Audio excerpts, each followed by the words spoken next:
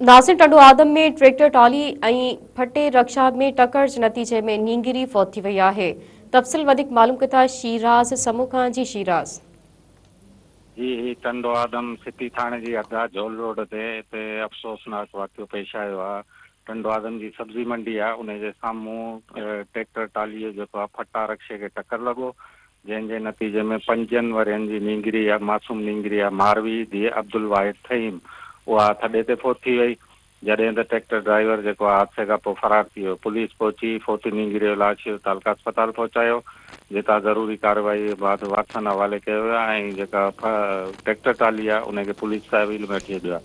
ॿुधाए पियो वियो त उन जेको आहे उन्हनि सां गॾु ॿिया बि माण्हू हुआ, जेके अञा उन्हनि जो इतला न आहे मिलियो त केतिरा ज़ख़्मी थिया आहिनि। कंहिं मासूम नींगिरे खे अस्पताल वठी वियो, जेका ॿी नींगिरी हुई उहा बची वई ऐं हीअ जेका छोकिरी मारवी उहा जेका आहे माना फोत थी वई आहे। लाश जेको आहे वारसन हवाले कयो आहे। लाश घर पहुचण ते जेको आहे कोराम अची वियो आहे। अञा वाक़े जो केस दाख़िल न आहे थियो, न ई का गिरफ़्तारी अमल में आई है। जी शीराज समाज, मेहरबानी।